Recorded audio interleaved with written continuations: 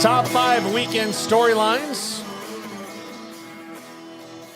We did Big 12 yesterday, so I thought I would do a bit of a national, although it slants a little SEC here. But like everything else. Yeah, I know. Sometimes you can't help it. Yeah, I know. Sometimes you got to ride the wave. Number 5, not an SEC story, but does Penn State change QBs? Sean Clifford, a 6-year senior, really bad 4 turnovers in the last game. James Franklin has brought up the possibility of bringing in their 5-star freshman quarterback, Drew Aller. So we'll see. But if they change QBs, that's pretty telling for what they envision for the rest of the season. Look, they've already gotten whomped by Michigan and Ohio State. So Penn State's next thing is to be on that second tier of the Big Ten. But if Sean Clifford's going to keep turning the ball over and they have to change, I wonder what that means for the rest of the Penn State season.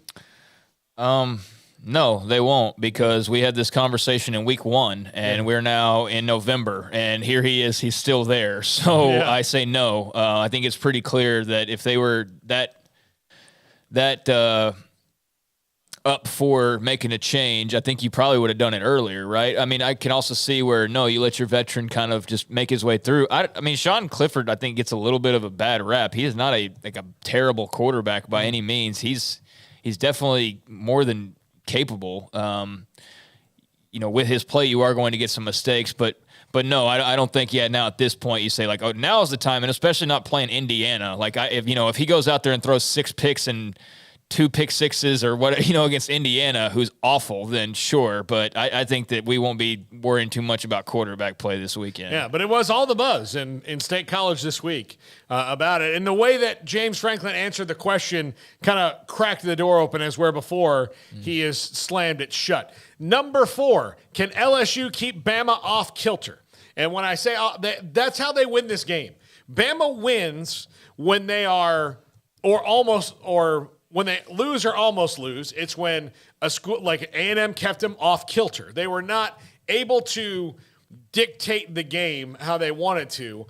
And because I don't think this is a game where you have, a classic LSU and classic Bama where they can both kind of dictate the game and whoever has the ball last wins. I think this is going to be about LSU muddying the water for Alabama and making them, exposing whatever weaknesses they have a little bit so that they can combat some of the depth that they don't have. How did A&M almost beat them? Same way. Yep. Yeah. That's what they have to do. So can they do it?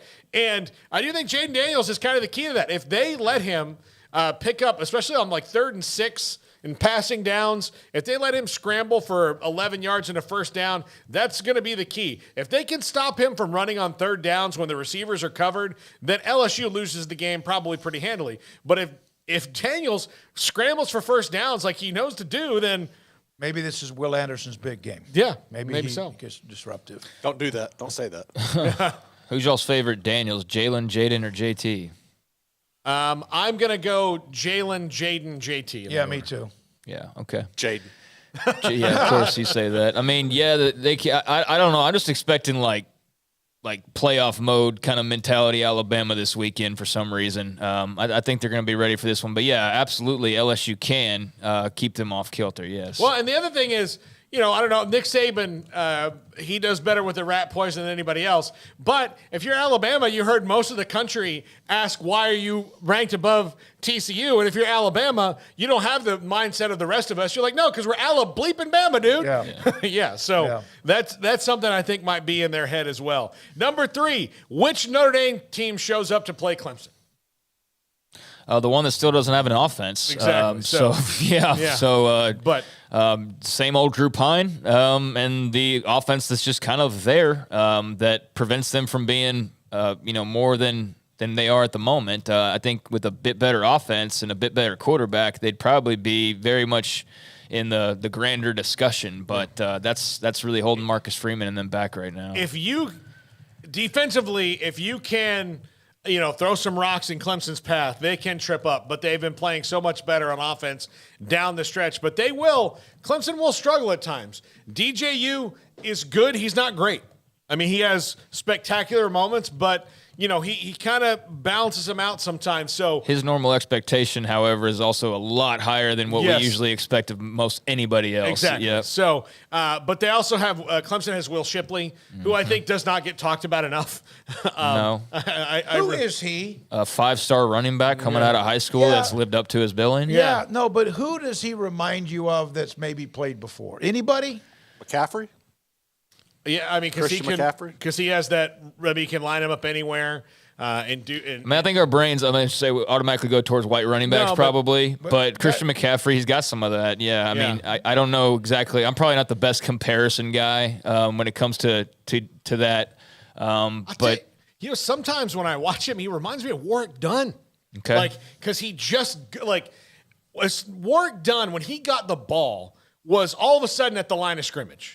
They would run that direct snap to him, and he was like, he's at the line of scrimmage already. There was nobody, even if there's somebody back there, he's already at the first level. And then if he's already at the first level, then he's already going to be at the second level. So, yeah, he reminds me a little bit of Warwick Dunn. yeah, and I didn't mean that disrespectfully, just so you know. Yeah, but because I see that comparison. But What? Because he's a white running back? yeah, we all kind of defolt to that sometimes. Yeah, That's like a white wide receiver is automatically like he reminds me of name Wes Welker or it's like always that game. But no, I didn't mean it that way towards what he said because I can see that. He's 5'11", at least listed at 5'11". He does look smaller, but that run against If you saw him off who the was the one he bus, busted the game open? Or All name, of them. name, no. all the He games. had a You mean 50-yard run. He was may have been Syracuse. Syracuse, It's Syracuse. He's not an off the bus like, "Ooh, I'm intimidated by him" guy, but he will quickly let you know that this is the real deal coming at you. No, and he's a total Clemson player, and I mean that in all the best ways, but I could not picture Will Shipley anywhere else. I would love to, but again, Well, that's the thing is like if DJU does struggle or whatever, then they've got Tim to calm everything down, and that's important. Yeah. Number 2, can Jimbo Fisher keep up his streak against the Gators? He's done great through 2 jobs against the Florida Gators. I think this might be where he gets tripped up, although the Gators are only 1 game better than A&M. They're finding their way in Billy Napier's system. They're also finding they're not very What's deep. their record? 4-4. Okay. So this is 4-4 against 3-5. This is a game I'm sure Disappointment Bowl. that everybody knew that Tennessee. Well, no, not even then. Before the season, you would have said that Tennessee Georgia had a spot to be the CBS game this week, maybe, and then this was probably going to be it, right? Yeah, either that or a primetime game. Yeah. But now, I mean, I think Should be on Anthony ESPN Richardson Plus. got off to such a good start. Remember when he was Vince Young for a week and a half? The second coming. Yeah, that was fun for 10 days, but. Yeah, I mean, A&M's favored in this game, so I'll say I mean, it's in College Station as well. I think that A&M's just got such a salty defense, and, maybe they're onto something. Maybe, Wegman's going to be kind of the guy for them moving forward, but yeah, absolutely, Jimbo can keep it up. Yeah. Hopefully he can just deal with all the yelling. Number 1, does UGA Tennessee winner... By the way, someone said Warwick Dunn. Whoa. Yeah. Lorenzo Booker, maybe. I love them both. Okay. All right. But does the Georgia-Tennessee winner matter? Does it matter? Yeah. Does the loser matter then? Okay, how many In teams? what way? In that whatever happens in this game, there's a good chance that it winds up not mattering in the grand scheme of things because they'll both be in the CFP. Okay. Alabama's still part of this thing too now, and I don't think they're going to have 3 of the 4. If I don't Tennessee think. wins, Alabama's still alive? Yeah. Because if they win. lose, then that's a team in front of Bama that's beating them. I don't think you're going to have 2 teams out of the East. With one of them not. I know that's happened. I think in the Western Division, right, where we've had the runner-up or whatever in the playoff. But I don't think there's room. I just unless Alabama loses, unexpectedly.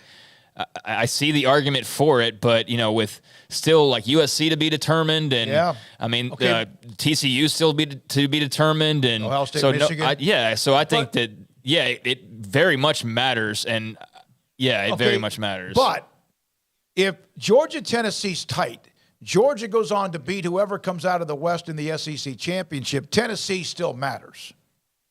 They're still, as long as they don't hit like oh my God, they lost to somebody else. If they win this weekend, that's wins against Alabama and Georgia. It's almost like barring some sort of collapse, no matter what they do in the SEC championship game, even if it's Alabama, they're almost like locked in. Well, because they'd already have beaten them. Yeah. So you could just say, well, but but if Georgia wins, and I see where you're coming from. But I just wanted to pose the question. But you can't, you just can't do that, man. Like you can't, it has to matter. I mean, the way that it's currently set up in the future, this is where the non-expansion proponents come in and say this game won't matter as much. And I can totally understand that, but I'm not looking at it as far as like how many of these certain teams I want to see, TCU, if they're unbeaten, have a chance at this thing, and they're not guaranteed to in this current setup because a group of guys with a printout think that, well, yeah, Tennessee's got a loss, but they're still better than TCU unbeaten. I mean, and we know that that's how it can work. And so that's why I think the expansion is important, just to have teams have their chance to show, like, beyond just a committee's opinion that, we can beat these teams. You just have to give us a chance to beat these teams. I think they need to